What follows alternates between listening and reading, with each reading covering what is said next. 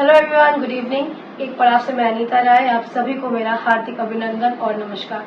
Series 123 और हम celebrate कर रहे हैं अप्रैल मंथ में ऑटिज्म अवेयरनेस डे, जो कि हर साल 2 अप्रैल को सेलिब्रेट किया जाता है। इस बार यूनाइटेड नेशन ने थीम दिया है 2024 के लिए, moving from surviving to thriving. तो इसी थीम को लेते हुए आज का हमारा ये एपिसोड है, जो हम आज आप सभी के साथ शेयर करेंगे, डिस्कस करेंगे। एक वर्ड है ऑटिज्म, जो हम आज की डे टू डे लाइफ में फेस कर रहे हैं। बहुत बार आप लोग सुन रहे होंगे, हम स्पेशल फील्ड में डेली इस पर बात करते हैं और आज इस टॉपिक पर बात करेंगे। हमारे गेस्ट स्पीकर हैं doctor Roshandeep Singh Bagga sir. Hello sir, good evening. तो मैं सर के बारे में बताना चाहूंगी। सर डायरेक्टर एंड फाउंडर है therapy for ability centre and therapy for ability early intervention programme.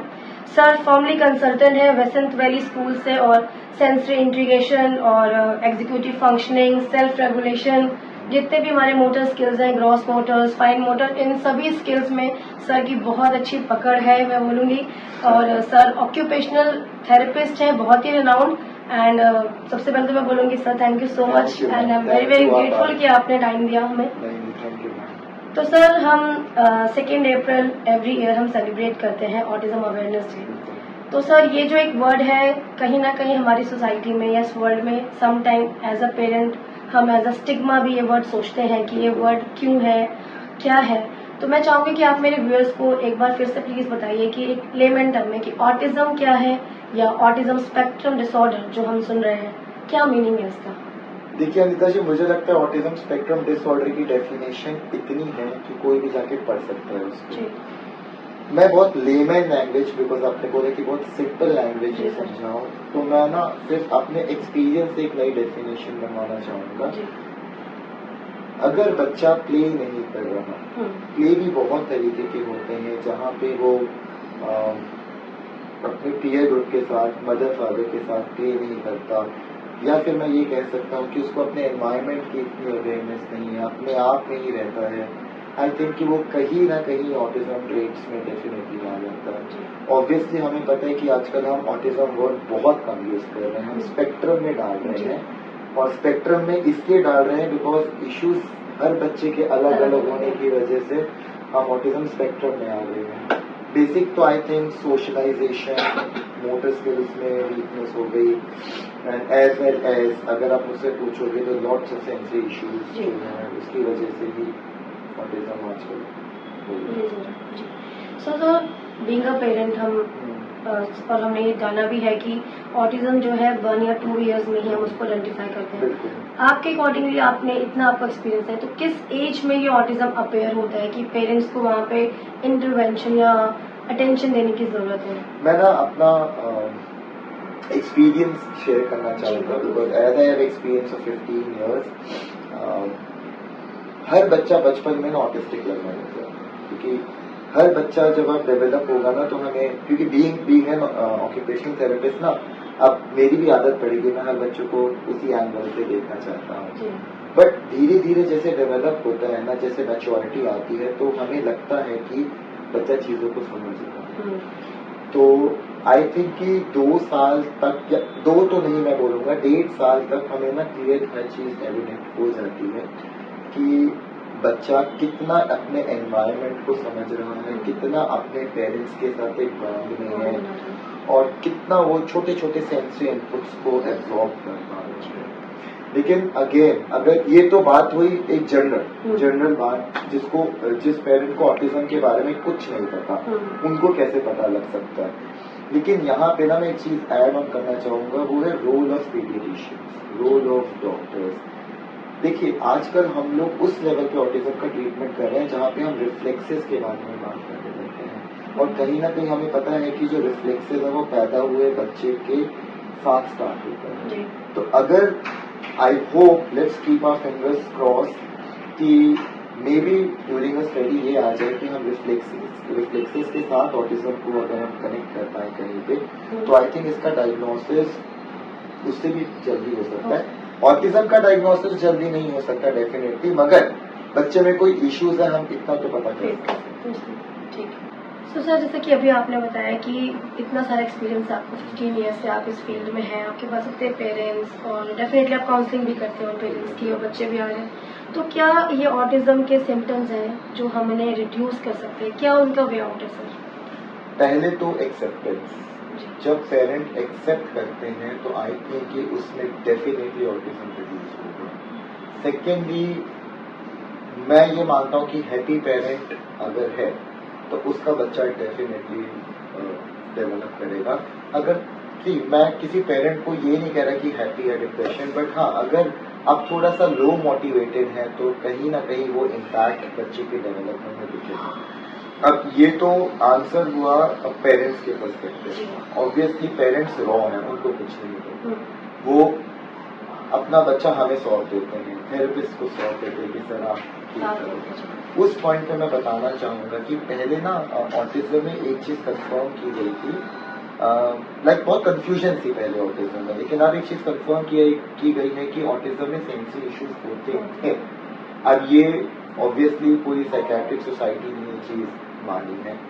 इसका मतलब ये है कि जब हम ये कंफर्म कर रहे हैं कि बच्चों में सेंसरी इश्यूज होते हैं, हम कुछ भी लर्न करेंगे अपने सेंसेस थ्रू लर्न करेंगे कि हम क्या क्या चीजें ऑब्जर्व कर पा रहे हैं, तो जितनी जल्दी हम सेंसरी इश्यूज को डील करेंगे उतना ही आई थिंक हम बच्चे को रेगुलेट बना पाएंगे, उतना ही बच्चा अपने एनवायरनमेंट में कनेक्ट हो पाएगा। तो सेकेंड चीज इज डेफिनेटली हमारा सेंसरी इश्यूज को डील करना। थर्ड, आप लोग ना सोशल स्टिग्मा में ना बच्चे को सोसाइटी में नहीं लेके आते हैं, तो उसकी वजह से क्या होता है कि वो सोशलाइजेशन का जो गैप बढ़ता रहता है ना, तो वो बाद में जाके बच्चे के लिए एक एंजाइटी बन जाती है। तो अगर हम बच्चे को सोशली उसके लेवल के हिसाब से, अगर सेंसरी ओवरलोडेड है वो बच्चा, एंजाइटी आ रही है, तो मैं ये नहीं कह रहा कि आप सोशल गैदरिंग में लेके जाओ, बच्चे को समझो, थेरेपिस्ट के साथ कंसल्ट करो आप, एंड उसके बाद कहीं ना कहीं उसको ना धीरे धीरे से एनवायरनमेंट का एक्सपोजर देना स्टार्ट करो, ना कि बच्चे को घर पे बिठा के रखो। तो ये चीजें हैं। ऑब्वियसली बहुत लंबी जर्नी होती है पेरेंट्स के लिए, तो ट्रीटमेंट तो प्रोफेशनल्स की हेल्प ले सकते हैं या प्रोफेशनल से पूछ के ही डेफिनेटली डेवलपमेंट आती है, मगर मुझे लगता है ये तीन चीजें बहुत हैं। तो सर अभी आपने इस लास्ट क्वेश्चन का जो आंसर दिया, एक्सेप्टेंस और स्माइलिंग फेस अगर हम रखते हैं तो डेफिनेटली जो दो स्किल्स या ये जो दो आपने की पॉइंट्स बताए, की फीचर्स, अगर हम ये खुद में डेवलप करते हैं तो नेचुरली हम खुद को भी मोटिवेट कर पाते हैं और बच्चों को भी रेगुलेट कर पाते हैं। तो सर क्या गाइडेंस और मैनेजमेंट अगर आप इस प्लेटफॉर्म पे शेयर करें कि हम बीइंग अ पेरेंट या बीइंग अ स्पेशल पेरेंट हमें ध्यान रखना चाहिए? गाइडेंस मेरी ये है कि आप कंपेयर मत करो। सबसे पहले कि आप कंपेयर मत करो कि अच्छा वो ये कर रहा है और मेरा बच्चा नहीं कर रहा। फर्स्ट उसके एग्जैक्टली स्किल्स को समझो कि उसको आता कैसे है और उसी पॉइंट से उसको डेवलप करना स्टार्ट करो। क्योंकि और तीसरी बात मैं ये मानता हूँ कि हर बच्चा डेवलप करता है, हर बच्चे की एक स्पीड है डेवलप करने की। वो छोटी छोटी चीजें आप रोज के रोज पकड़ सकते हैं, और वो छोटी छोटी चीजों में जब आप खुश होंगे ना, यार वो पहले ये नहीं करता था, आज उसने ये करके दिखाया, मतलब छोटी सी चीज कि वो बेड से उतरा और आज उसने स्लीपर्स पहन ली, तो उस चीज को भी अप्रिशिएट करो, या बहुत छोटी छोटी चीजें उसको अप्रिशिएट करो। प्लस मुझे लगता है कि यहाँ पे प्रोफेशनल्स का रोल बहुत इम्पोर्टेंट है।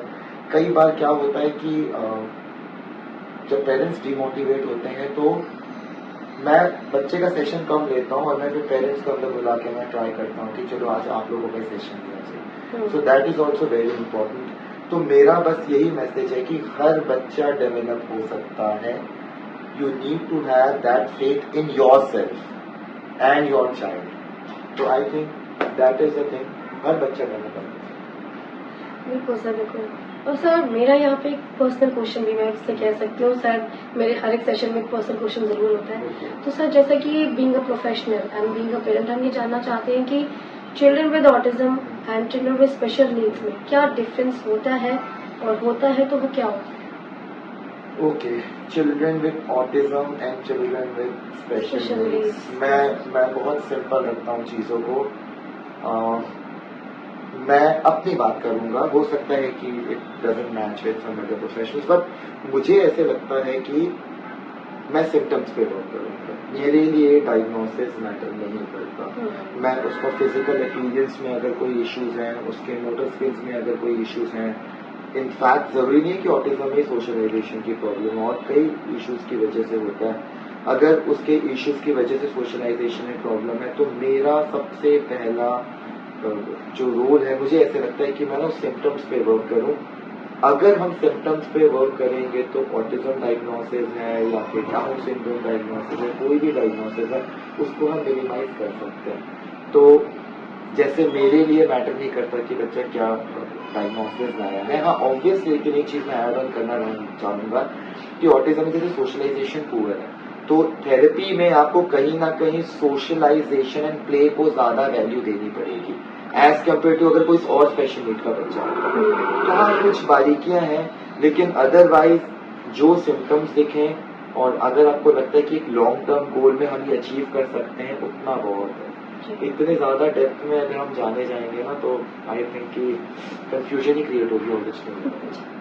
सर, तो लास्ट में मैं सिर्फ एक मैं आपसे यहाँ पे क्वेश्चन पूछूंगी। आज की मैं बहुत सारी आपकी वीडियोस भी देख रही हूँ जिसमें आपने ग्रॉस मोटर स्किल्स के बारे में बताया कि कैसे हमें करना चाहिए, और आपने एक्सरसाइज भी बताई है।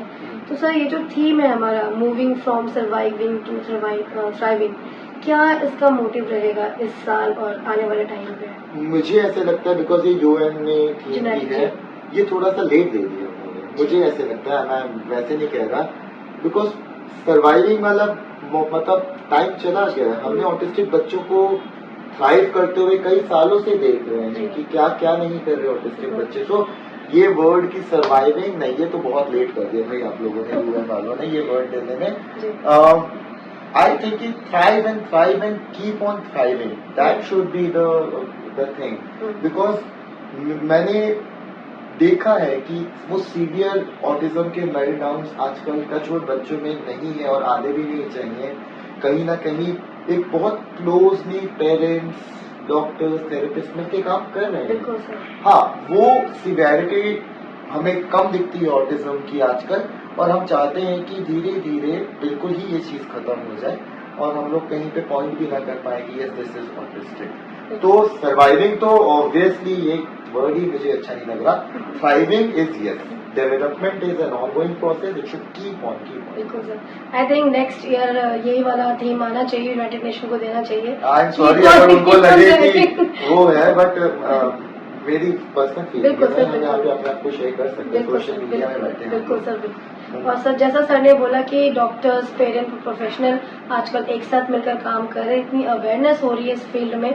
सो आई थिंक, और सर का जो की पॉइंट था कि एक्सेप्टेंस बहुत जरूरी है पेरेंट्स के लिए, अगर वो पेरेंट्स बना के रखें तो डेफिनेटली जो हमारा एक वर्ड होता है कि बच्चों में कैपेबिलिटी है, हम फाइट कर सकते हैं इस डिसेबिलिटी के अगेंस्ट, तो शायद हम यहाँ पे सक्सेस और ज्यादा हो सकते हैं। बिल्कुल, मैं अप्रिशिएट करना चाहूंगा आपके एफर्ट्स। मैं आपको कॉन्टिन्यूसली देख रहा हूँ, बहुत ट्रू एफर्ट्स हैं, और मुझे लगता है कि हर पेरेंट को ये चीजें समझनी चाहिए। और आजकल सोशल मीडिया तो है ही हमारे पास, उसको पूरा यूज किया जाए। एंड आपकी वीडियोज में बहुत अच्छी होती है, आई थिंक जो स्पीकर्स आते हैं बहुत ऑनेस्टली आंसर देते हैं। सो मेरा भी रिक्वेस्ट है पेरेंट्स से कि आप सोशल मीडिया में जाइए, हर एक बंदे को सुनिए, समझिए, and it will really help.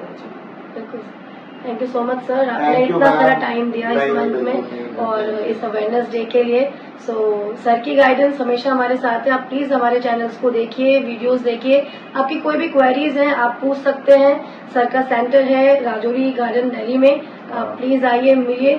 So thank you so much everyone for watching us and share हमारी वीडियोस को शेयर करिए। Thank you sir. Thank you.